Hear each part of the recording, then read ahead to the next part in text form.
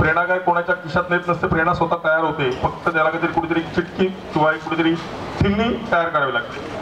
आता प्रश्न उभा राहतो की छोट्या गोष्टी आहेत, मिलिंद अरुंदेकर किंवा इतर लोक रेशन कार्ड बनवून देतात. माझ्या मनामध्ये एक प्रश्न उभा राहिला, पण ह्या रेशन दुकानामध्ये मला धान्य मिळतं का? हा प्रश्न आपण पुढे विचारतो का?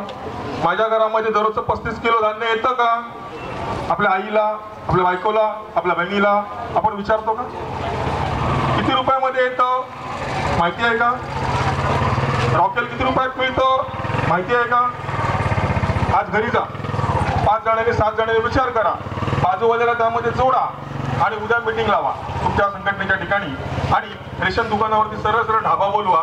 तुमच्या लक्षात येईल किती मोठं करप्शनचं आहे आणि मला किती मोठं काम करायचं आहे. फार मोठं गरज नाही, फक्त माझ्या पोटापाण्याचा प्रश्न आहे. कारण घरी गेल्यावरती आपल्याला भाकर पाहिजे किंवा तांदूळ पाहिजे, ते आणायचे बघून. म्हणजे हा एक मोठा प्रश्न या ठिकाणी उभा राहतोय. तो विचार करा की आज माझ्या घरामध्ये तांदूळ आणि गहू कसे आणायचे आहेत. आता घरात फक्त भांडणं करतो. सकाळी उठलं की आंघोळीला पाणी लागतं, आणायचं कुठून? प्रत्येक वेळेला प्रश्न उभा राहतो, पाणी आणायचं कुठून? नगरसेवक करोडो रुपये तयार करतात. अरे हो करतात, कुठे? प्रत्येक वेळेला पाईपलाईन फुटते, प्रत्येक वेळेला काही ना काहीतरी रस्ते फोडतात. अरे पण पाणी कुठे आमचं? आज टॉवरला पाणी 24 तास आणि माझ्या घरामध्ये 1 तास पण आहे, 30 मिनिटं, 30 मिनिटं पण नाही, 20 मिनिटं, 20 मिनिटं पण नाही, 2 दिवस आलंच नाही. काय चाललंय काय? हे माझ्यावर अन्याय का? ते टॅक्स पेअर आणि आम्ही कोण? आम्ही काय टॅक्स भरत नाही? साध्या माचीच्या दिल्लीवरती पण आम्ही 2 पैसे 20 पैसे टॅक्स भरतो. मग आम्ही टॅक्स पेअर नाहीत का? प्रश्न मनामध्ये विचार सुरू करा. हे कधी आपण विचार करतो? कधी विचार केले? छोट्या छोट्या गोष्टींचा अभ्यास करायला शिका. फक्त एकत्र समीरा अंतुलेने सांगितलं की आपण एकत्र यायचं, एक व्यासपीठ तयार केलं, पण व्यासपीठाला कुठेतरी अशा पद्धतीने प्रश्न द्यायची गरज आहे की माझ्या घरामध्ये काय घडतंय.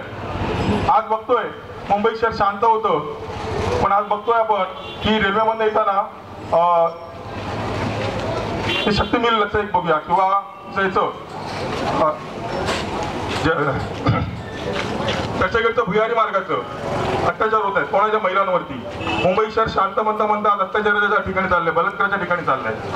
नको नको लोक ते नको नको बोलतात. बलात्काराच्या लोकांना ती तिची चूक आहे, ती याची बाजू आहे, म्हणजे पुरुषांची चांगली बाजू घेतली जाते. पण एका बाजूने कुठेतरी विचार करायला पाहिजे की योग्य काय आणि अयोग्य काय,